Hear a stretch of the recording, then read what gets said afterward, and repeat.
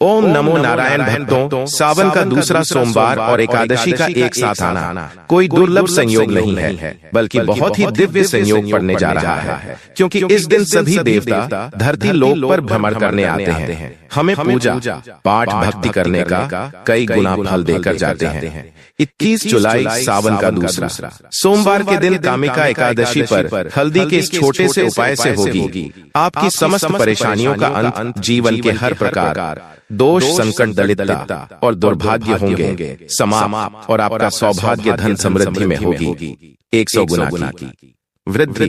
क्योंकि हल्दी जो है भगवान श्री हरि विष्णु जी को एवं माता लक्ष्मी जी को अत्यंत ही प्रिय है, और जो माता लक्ष्मी और भगवान विष्णु को प्रिय है वह तो भोलेनाथ 100 गुना ज्यादा प्रिय है। और अगर आपने इस दिन हल्दी का यह उपाय कर लिया तो मानो आपको शिव विष्णु की तो कृपा मिलेगी, साथ में माता लक्ष्मी विशेष कृपा मिलेगी, जिससे आपको जीवन में कभी पैसों का दिक्कत नहीं होगा। सौभाग्य आपका कदम चूमेगी, दुर्भाग्य आपका सदा सदा के लिए समाप्त हो जाएगा। क्योंकि गुरुजी ने अभी की कथा में बताया है कि ऐसा मौका पूरे 72 साल के बाद आया है, तो इसलिए आप इस उपाय से चूकना मत, क्योंकि यही वह समय है जब आप अपने भाग्य को बदल सकते हैं, अपने दुर्भाग्य को समाप्त कर सकते हैं। क्योंकि शिव महापुराण में स्पष्ट रूप से लिखा हुआ है कि जब भी सोमवार को एकादशी पड़े तो आप हल्दी वाला उपाय करके अपने जीवन के हर एक रोग, कष्ट और समस्याओं से मुक्ति पा सकते हैं।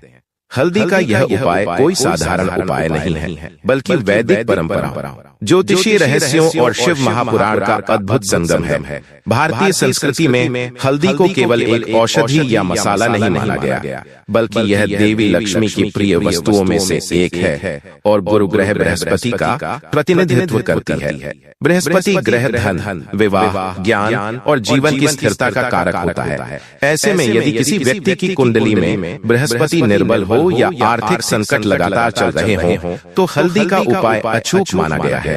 जब यह हल्दी जल में मिलाकर भगवान के चरणों में अर्पित की जाती है, तो यह न केवल शुभ ऊर्जा को सक्रिय करती है, बल्कि जीवन के हर स्तर पर सकारात्मक बदलाव लाती है।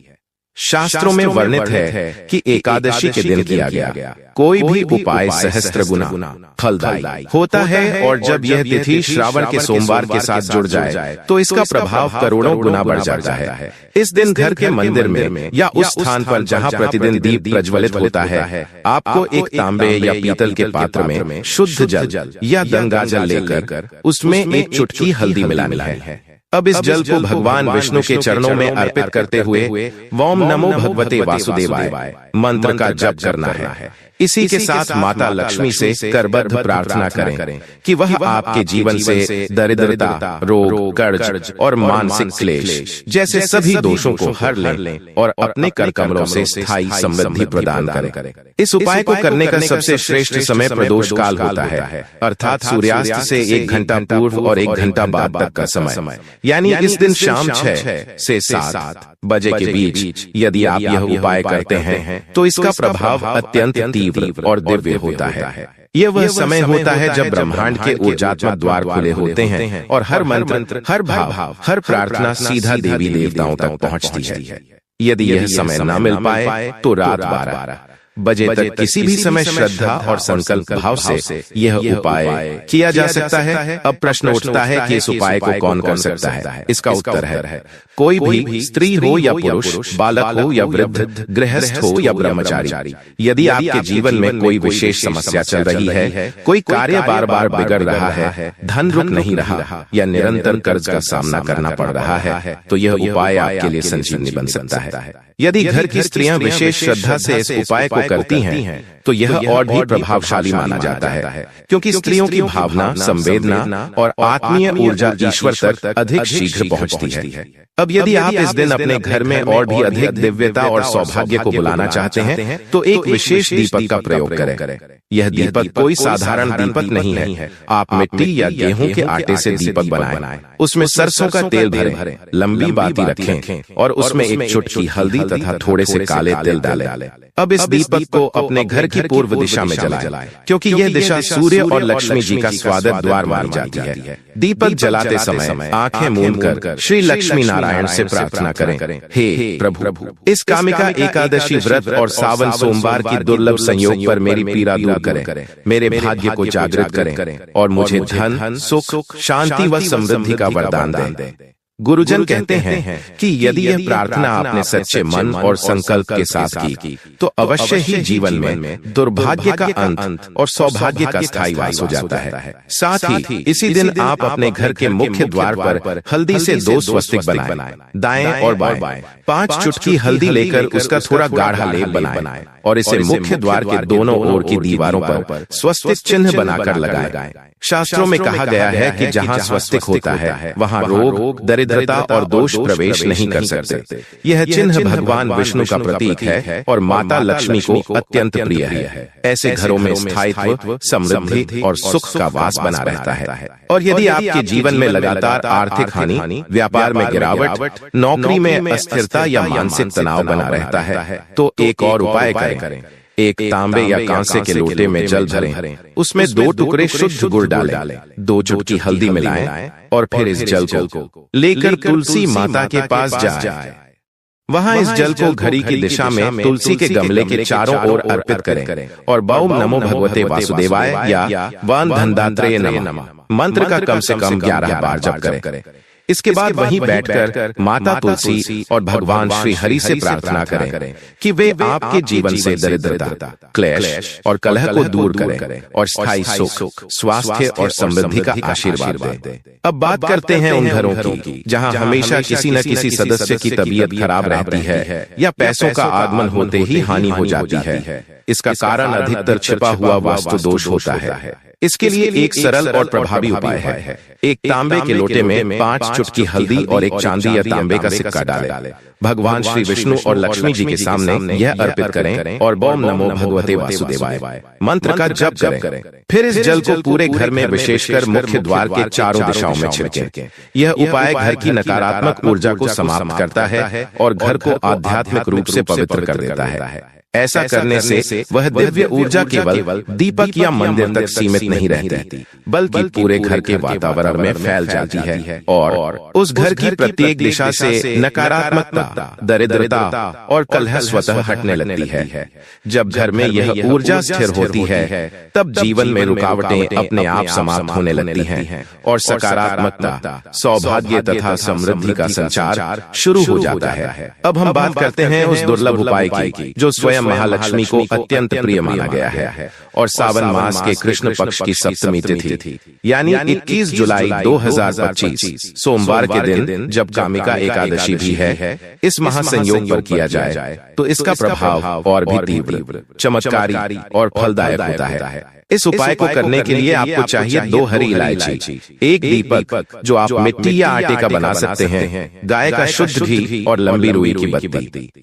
सबसे पहले दीपक तैयार करें और उसमें थोड़ी सी हल्दी मिला दें। अब घर के मंदिर में जहां आप नित्य पूजा करते हैं वहां पहले थोड़े अक्षत यानी साबुत चावल बिछाएं और फिर उस पर दीपक रखें, जिससे पूजा पूर्ण रूप से विधिवत और स्वीकार्य मानी जाए। अब दीपक को मां लक्ष्मी की प्रतिमा या तस्वीर के समक्ष जलाएं और वहां बैठकर ओम धनदात्रेय नमः इस मंत्र का जितना संभव हो सके करें 108 बार, 5 माला या जितना समय दे सके। मंत्रोच्चार के बाद एक हरी इलायची उस जलते दीपक में अर्पित करें और सच्चे मन से माता लक्ष्मी से निवेदन करें कि आपके जीवन में जो भी धन संबंधी रुकावटें, तंगी, कर्ज, बाधाएं या दुर्भाग्य हैं वे समाप्त हो जाएं और सुख सौभाग्य के द्वार खुल जाएं। अब इस उपाय का दूसरा और अत्यंत रहस्यमय चरण शिवालय में पूर्ण होता है। माता लक्ष्मी से प्रार्थना करने और पहला भाग पूर्ण करने के बाद आप शेष बची हुई दूसरी हरी इलायची को लें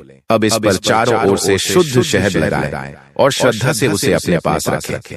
इसके बाद सीधा किसी निकटस्थ शिव मंदिर जाएं और वहां शिवलिंग पर वह इलायची समर्पित कर दें। समर्पण करते समय आंखें बंद करके अपने हृदय की गहराइयों से भोलेनाथ का ध्यान करें और वहीं बैठकर ओम नमः शिवाय या श्री शिवाय नमस्तुभ्यम इस महामंत्र का 108 बार जाप करें। साथ ही महादेव से निवेदन करें कि जीवन से हर प्रकार की दरिद्रता, रुकावट, दुर्भाग्य और मानसिक क्लेश समाप्त हो जाए और आपके जीवन में स्थायी शांति, सुरक्षा और समृद्धि का वास हो।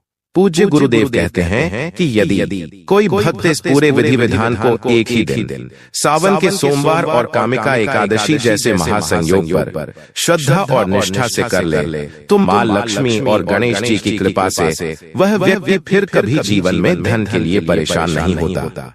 उसके जीवन से कर्ज, दरिद्रता, रुकावटें और मानसिक चिंता स्थायी रूप से समाप्त हो जाती हैं। वहीं दूसरी ओर यदि किसी जातक की कुंडली में बृहस्पति ग्रह निर्बल हो, विवाह में विलंब हो रहा हो, संतान सुख नहीं मिल रहा हो या बार बार आर्थिक संकट झेलना पड़ रहा हो, तो ऐसे में हल्दी की गांठों से जुड़ा एक अत्यंत प्रभावशाली और दुर्लभ उपाय बहुत लाभदायक सिद्ध हो सकता है। इसके लिए एक शुद्ध पीले रंग का कपड़ा लें और उसमें 7 साबुत हल्दी की गांठें रखें। अब उसे बांधकर अपने पूजा स्थल में मां लक्ष्मी के चरणों में अर्पित करें और ब्रह्म बृहस्पते नमः इस मंत्र का 108 बार श्रद्धा पूर्वक जाप करें। यह उपाय न केवल गुरु ग्रह को प्रबल बनाता है, बल्कि जीवन में सौभाग्य, विवाह योग, संतान प्राप्ति और आर्थिक उन्नति के मार्ग खोल देता है।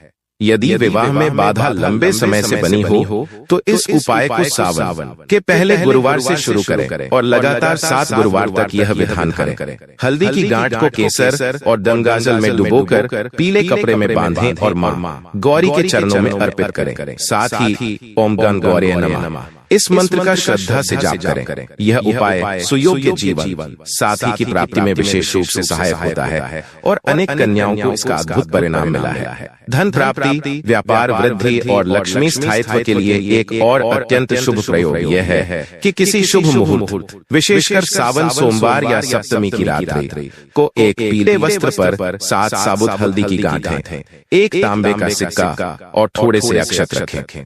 अब मां लक्ष्मी का ध्यान करके ओम श्री नमः मंत्र का जाप करते हुए इन सभी वस्तुओं को अपनी तिजोरी, कैश बॉक्स या जहां आप धन रखते हैं वहां स्थापित कर दें।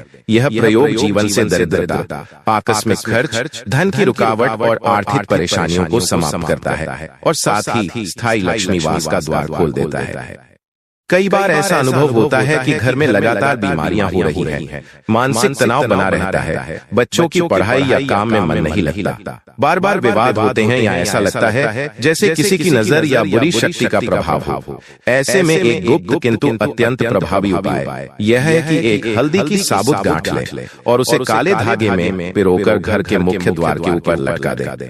खासकर सावन मास की सप्तमी के दिन यह उपाय किया जाए तो इसका असर अत्यंत शक्तिशाली होता है और यह न केवल नजर दोष, टोने टोटके, अपशकुन और नेगेटिव एनर्जी से रक्षा करता है, बल्कि पूरे घर में सुरक्षा कवच भी बना देता है। एक अन्य अत्यंत गोपनीय और आध्यात्मिक प्रयोग यह है कि किसी शुभ मुहूर्त में एक तांबे के लोटे में गंगाजल भरें और उसमें एक साबुत हल्दी की गांठ रखें।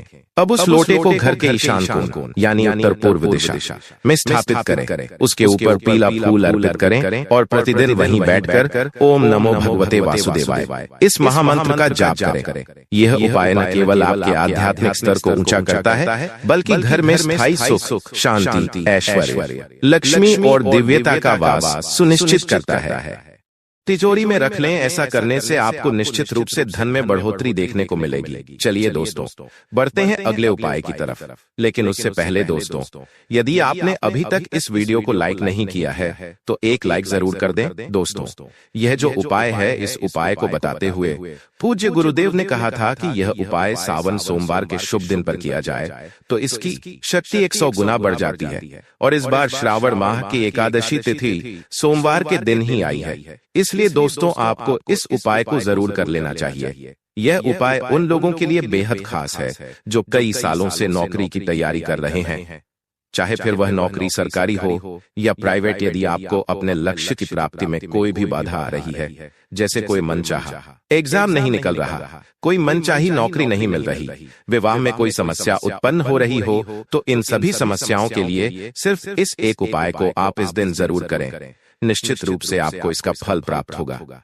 तो दोस्तों, इस उपाय के लिए आपको सिर्फ और सिर्फ एक दूर्वा घास चाहिए और साथ में एक लोटा शुद्ध जल। तो इस एक दूर्वा घास को आपको अच्छे तरीके से गंगा जल या शुद्ध जल के माध्यम से साफ कर लेना है और फिर इस एकादशी तिथि पर आपको दूर्वा घास और एक लोटा शुद्ध जल लेकर भगवान श्री शिव के मंदिर चले जाना है और सामने भगवान भोलेनाथ जी के शिवलिंग के समक्ष बैठकर सर्वप्रथम आपको श्री शिवाय नमस्तुभ्यं इस मंत्र का 11 बार जाप कर लेना है और फिर इस एक दूर्वा घास को आपको भगवान भोलेनाथ जी के शिवलिंग पर समर्पित कर देना है, इस प्रकार से कि दूर्वा की डंठल जलाधारी की ओर रहे। फिर श्री शिवाय नमस्तुभ्यं का जाप करते हुए पूरी सच्ची श्रद्धा एवं निष्ठा के साथ आपको एक लोटा जल जो आप अपने घर से लेकर के आए हैं, उसे भगवान भोलेनाथ की शिवलिंग पर धीरे धीरे समर्पण कर देना है। बस इतना सा उपाय दोस्तों, यदि आपने इस श्रावण मास के कृष्ण पक्ष की एकादशी तिथि सोमवार के दिन पर कर लिया, यकीन मानिए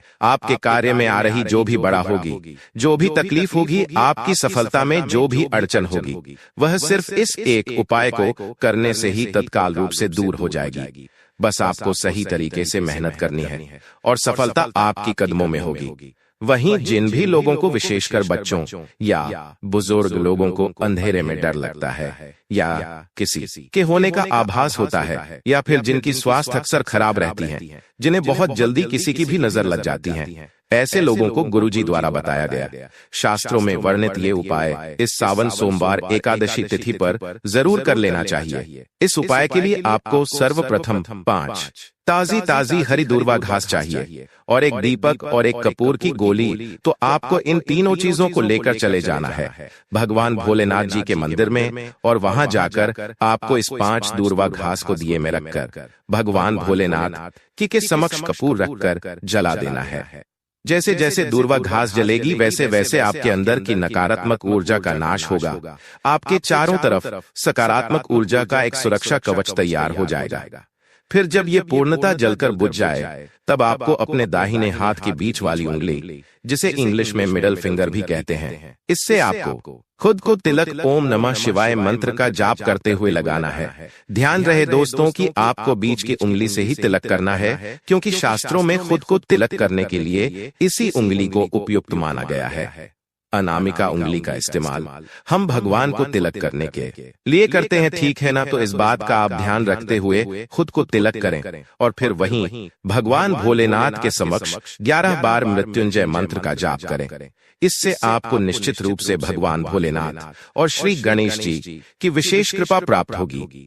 पुराणों के अनुसार भगवान श्री गणेश जी ने अनलासुर नाम के राक्षस का वध करने के लिए उसे निगल दिया था, जिससे उनके पेट में जलन होने लग गई। इस जलन को शांत करने के लिए महर्षि कश्यप जी ने उन्हें दूर्वा घास खाने को कहा, जिसके सेवन से भगवान गणेश जी के उदर की जलन शांत हुई। तब प्रसन्न होकर श्री गणेश जी ने कहा, जी जो कोई भी मनुष्य मुझे दूर्वा घास अर्पित करेगा, मैं उसके जीवन से सभी कष्ट, सभी तकलीफें को तत्काल हर लूंगा। तभी से दूर्वा को संकट निवारण की सर्वोत्तम वस्तु माना गया है। दूर्वा के माध्यम से न केवल मानसिक तनाव कम होता है, बल्कि दुर्भाग्य, रोग और दरिद्रता जैसे सभी दोष भी समाप्त हो जाते हैं। यदि किसी व्यक्ति का भाग्य रुक गया हो, घर में अमंगल हो रहा हो, किसी भी कार्य में बार बार विघ्न आते हों, तो उसे 11 या 21 दिनों तक प्रतिदिन गणेश जी को दूर्वा चढ़ानी चाहिए और गणेश अथर्वशीर्ष या गणेश वंदना करनी चाहिए। यह प्रयोग बहुत ही चमत्कारी और शुभ फलदायी होता है। अनेक श्रद्धालुओं ने यह अनुभव किया है कि जब उन्होंने लगातार दूर्वा अर्पित करने का नियम अपनाया,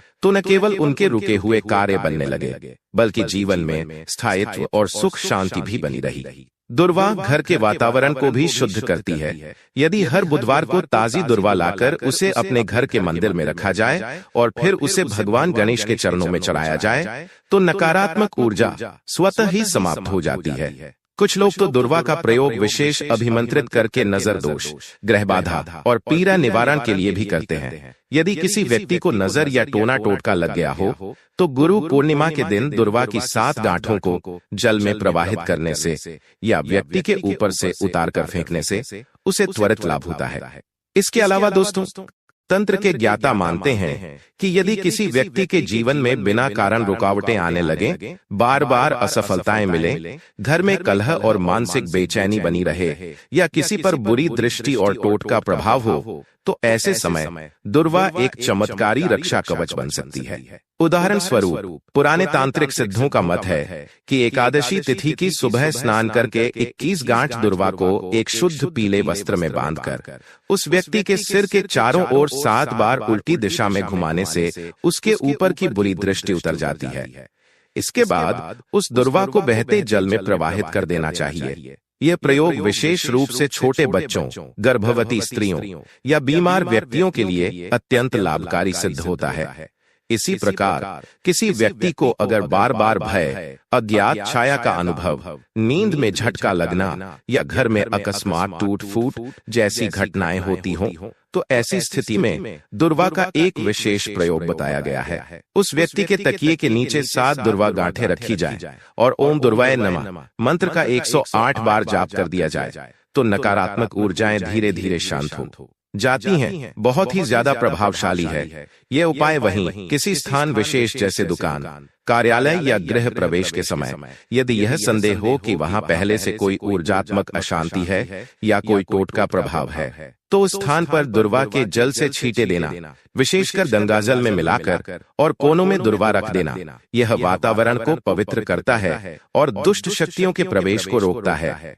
परंतु जितनी बड़ी शक्ति दुर्वा में समाहित है, उतनी ही सावधानी भी इसकी पूजा और प्रयोग में अपेक्षित है। शास्त्रों और तांत्रिकों दोनों की मान्यता है कि दुर्वा को कभी भी नाखून से न तोड़ा जाए, क्योंकि इससे उसकी पवित्र ऊर्जा खंडित हो जाती है और भगवान गणेश भी नाराज हो सकते हैं। दुर्वा को प्रातः काल ब्रह्म मुहूर्त में शुद्ध जल से स्नान कर लेने के बाद ही तोड़ना चाहिए और मन में ओम गणपतये नमः मंत्र का जाप करते हुए एकत्र करना चाहिए। साथ ही यह भी ध्यान रखें कि दुर्वा हमेशा विषम संख्या में अर्पित की जानी चाहिए, जैसे 21, 11 या 7 गांठें। जो दुर्वा मुरझा चुकी हो, टूट चुकी हो या जिसकी जड़ निकली हो, उसे कभी पूजन या तांत्रिक प्रयोग में नहीं लाना चाहिए। साथ ही दुर्वा का प्रयोग करते समय नकारात्मक विचार, मोह, ईर्ष्या या किसी को नुकसान पहुंचाने की भावना बिल्कुल नहीं होनी चाहिए, क्योंकि तांत्रिक प्रयोग केवल तभी सिद्ध होते हैं जब साधक की भावना शुद्ध, उद्देश्य सात्विक और मंत्र उच्चारण सही हो। यदि दुर्वा के प्रयोग को किसी को नुकसान पहुंचाने के लिए किया गया तो वह उल्टा प्रभाव भी दे सकता है, क्योंकि यह वनस्पति गणेश तत्व से जुड़ी हुई है और केवल कल्याणकारी कार्यों में ही अपना पूर्ण प्रभाव दिखाती है। वहीं दोस्तों, आयुर्वेद के अनुसार अगर नाक से खून आता हो या शरीर में किसी भी प्रकार का रक्तस्राव हो रहा हो, तो दुर्वा का रस निकालकर उसमें शहद मिलाकर 2-3 बूंद सुबह शाम देने से चमत्कारी लाभ मिलता है। इसी तरह दुर्वा का रस चेहरे पर लगाने से मुहासे, झाइयां और तैलीय त्वचा की समस्याएं भी समाप्त होती हैं। जलन की स्थिति में इसके पत्तों को पीसकर लेप लगाने से ठंडक मिलती है और त्वचा का संतुलन बना रहता है। गर्भवती स्त्रियों के लिए भी दुर्वा अत्यंत लाभदायक मानी गई है। पुराने समय में महिलाएं गर्भधारण के बाद दुर्वा का रस गाय के दूध के साथ सेवन करती थीं, जिससे गर्भस्थ शिशु को पोषण और शुद्ध रक्त प्राप्त होता था। हालांकि इसका सेवन चिकित्सकीय परामर्श से ही करना चाहिए। धार्मिक और औषधीय दृष्टि से यदि हम दुर्वा का एक संयुक्त प्रयोग करें तो इसका प्रभाव कई गुना बढ़ जाता है। उदाहरण स्वरूप, यदि कोई व्यक्ति देवशयनी एकादशी के दिन प्रातः दुर्वा को हाथ जोड़कर कहे, हे दुर्वा देवी, आप में श्री गणेश की कृपा है, आप रोगों का नाश करती हैं, कृपया मुझे आरोग्य, शांति और समृद्धि प्रदान करें, और उसके बाद उस दुर्वा को गंगाजल में डुबोकर घर में छिड़क दे, तो वह स्थान शुद्ध होता है और नकारात्मक शक्तियां दूर होती हैं। कुछ तांत्रिक ग्रंथों में यह भी बताया गया है कि किसी व्यक्ति को बार बार बुरे स्वप्न आते हो या घर में अशांति रहती हो तो उसे दुर्वा के 21 ताजे तनों को लेकर उन्हें गाय के घी में डुबोकर जलाना चाहिए। उस धुएं से वातावरण पवित्र होता है और मानसिक तनाव समाप्त होता है। साथ ही साथ जो लोग अपने जीवन में भगवान श्री गणेश जी की विशेष कृपा प्राप्त करना चाहते हैं, ऐसे लोगों को इस गुरुवार पूर्णिमा तिथि पर सर्वप्रथम एक कार्य करना चाहिए। सबसे पहले आपको प्रातः उठकर स्नान आदि शुद्धि कर्मों से निवृत्त होकर स्वच्छ वस्त्र पहनकर अपने घर के पूजा वाले स्थान पर जाना है और भगवान श्री गणेश जी के समक्ष बैठकर आपको भगवान गणेश जी को 21 दूर्वा घास की माला समर्पित करनी है और उनके समक्ष एक गाय के शुद्ध घी का एक दीपक आपको प्रज्वलित करना है। फिर अपने अनामिका उंगली से भगवान जी को आपको कुमकुम का तिलक करना है। ध्यान रहे ये उपाय आपको केवल और केवल अपने घर में ही करना है। मंदिर में इस उपाय को आप नहीं कर सकते। भगवान को तिलक लगाने के बाद आपको अपनी इच्छा मनोकामना गणेश जी महाराज को बता देनी है। फिर देखना दोस्तों कैसे मंगल मूर्ति विघ्नहर्ता भगवान श्री गणेश शीघ्र आपकी मनोकामना पूर्ण करते हैं। चलिए बढ़ते हैं अपने अगले उपाय की। दूर्वा का अपना एक विशेष आध्यात्मिक और आयुर्वेदिक महत्व है। शास्त्रों में दूर्वा को शीतलता की देवी कहा गया है। यह एक ऐसी दिव्य औषधि है जो न केवल रोगों से मुक्ति देती है बल्कि घर में लक्ष्मी, शांति और मंगल का वास भी सुनिश्चित करती है। दूर्वा त्रिदोषहर होती है, अर्थात वात, पित्त और कफ को संतुलित करती है। यही कारण है कि इसे भगवान गणेश पर भी अर्पित किया जाता है, क्योंकि यह उनकी सबसे प्रिय वनस्पति मानी जाती है। कामिका एकादशी के दिन जब हम दूर्वा को विशेष रूप से गौमाता को अर्पित करते हैं तो यह कार्य 3 गुना पुण्य प्रदान करता है। पहला, गाय की सेवा से पुण्य। दूसरा, दूर्वा के अर्पण से मनोवांछित सिद्धि की प्राप्ति। और तीसरा, एकादशी के दिन भगवान विष्णु की प्रसन्नता। विशेषकर कामिका एकादशी पर यह क्रिया अत्यंत फलदायी मानी जाती है, क्योंकि यह एकादशी उस समय आती है जब श्रावण मास की दिव्यता अपने पूर्ण शिखर पर होती है और भगवान विष्णु क्षीर सागर में शयन के लिए जाने की तैयारी में होते हैं। पुराणों में उल्लेख आता है कि जो भी भक्त इस दिन सुबह सुबह स्नान कर गौमाता को दूर्वा अर्पित करता है और ओम नमो नारायणाय या ओम गोविंदाय नमः का जाप करते हुए उन्हें हाथ से चारा देता है, उसकी समस्त पाप रूपी गांठें कट जाती हैं। विशेषकर जिन लोगों की कुंडली में चंद्र दोष, पितृदोष या ग्रहों के कारण मानसिक तनाव हो, उनके लिए यह उपाय अत्यंत कल्याणकारी है। गौमाता को दूर्वा खिलाते समय एक और भाव छिपा होता है, वह है समर्पण का। जैसे हम अपने घर के सबसे बुजुर्ग को प्रेम से भोजन कराते हैं, वैसे ही जब हम श्रद्धा से गाय को दूर्वा देते हैं तो हम ईश्वर को अर्पण कर रहे होते हैं, क्योंकि यह माना गया है कि भगवान कृष्ण स्वयं गायों के बीच वास करते हैं। बाल रूप में श्री कृष्ण ने गोप और गोपियों के साथ गौ सेवा ही की थी। इसीलिए जब हम कामिका एकादशी के दिन यह सेवा करते हैं तो भगवान श्री कृष्ण और नारायण दोनों की कृपा सहज ही प्राप्त होती है। आचार्य शांडिल्य ऋषि ने एक स्थान पर कहा था कि गाय को दूर्वा अर्पण करने से जो पुण्य मिलता है वह सहस्त्र अश्वमेध यज्ञ के बराबर होता है, और वह पुण्य केवल इस लोक में नहीं बल्कि परलोक में भी फल देता है। साथ ही साथ यह कार्य धन, संतान, सुख और मोक्ष चारों पुरुषार्थों की प्राप्ति में सहायक होता है। वहीं भक्तों शास्त्रों में दूर्वा को देवताओं का हार कहा गया है और दीपक को आत्मा का प्रतीक। जब दोनों को एक साथ प्रयोग किया जाता है तो यह एक ऐसा तांत्रिक और वैदिक संगम बनाता है जो ब्रह्मांडीय ऊर्जा को आपके जीवन में केंद्रित कर देता है। अब इस उपाय की विधि को श्रद्धा भाव से समझिए। कामिका एकादशी की रात्रि को या प्रातः काल ब्रह्म मुहूर्त में स्नान कर ले, स्वच्छ वस्त्र धारण करें, घर के मंदिर या तुलसी के पास एक शुद्ध मिट्टी या पीतल का दीपक ले, उसमें देशी गाय का घी या तिल का तेल भरे।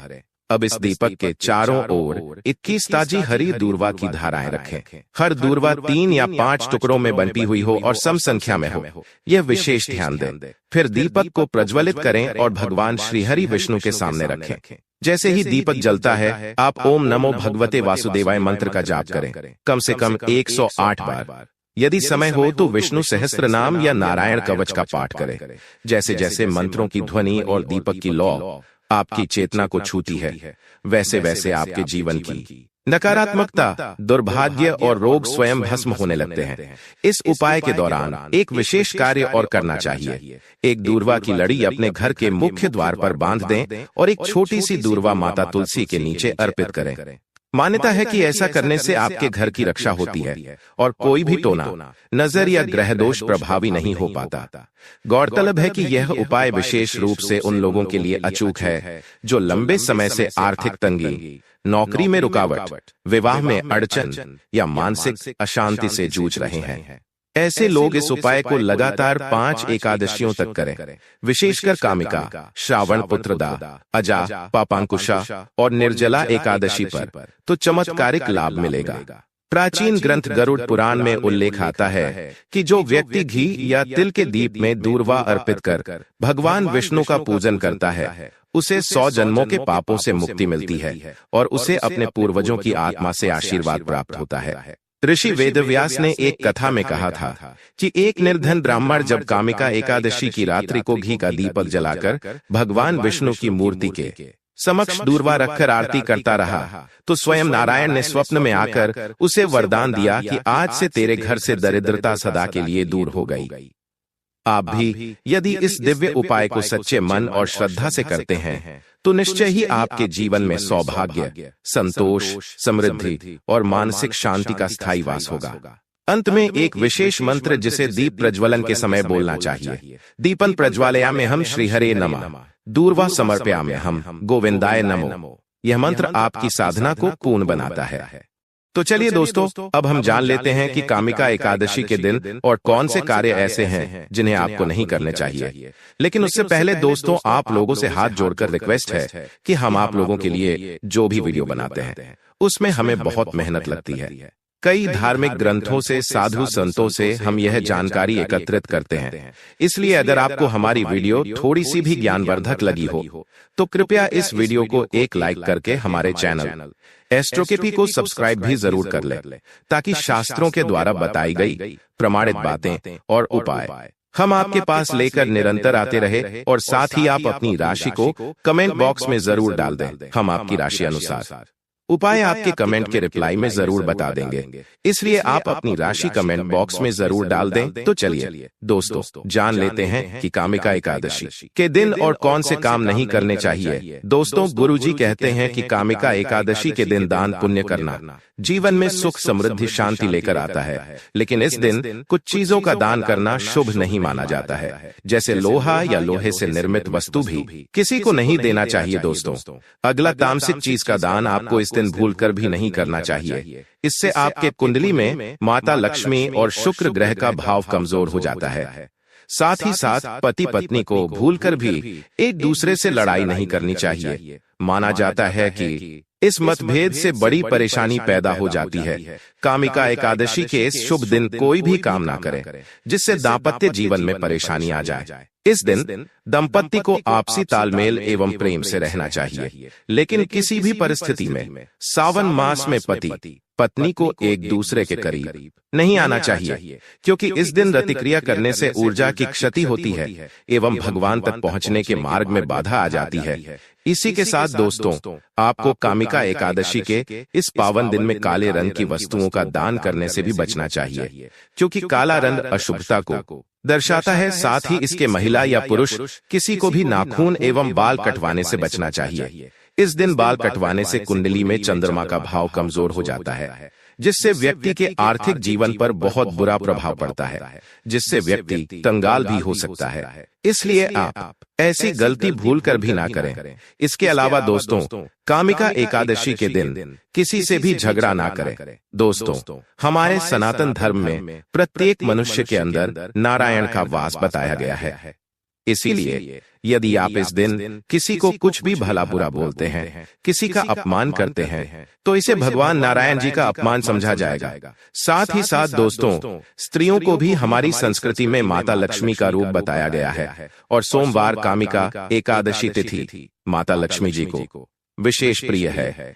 इसीलिए इस दिन आपको महिलाओं का सम्मान जरूर करना चाहिए। शास्त्रों में कहा भी गया है, यत्र नारस्तु पूजन्ते रमरते तत्र। देवता मतलब जहां स्त्रियों की पूजा होती है वहां देवता निवास करते हैं, और जो लोग स्त्रियों का अपमान करते हैं, उन्हें दुख पहुंचाते हैं, ऐसे लोग जीवन में कभी भी खुश नहीं रह सकते।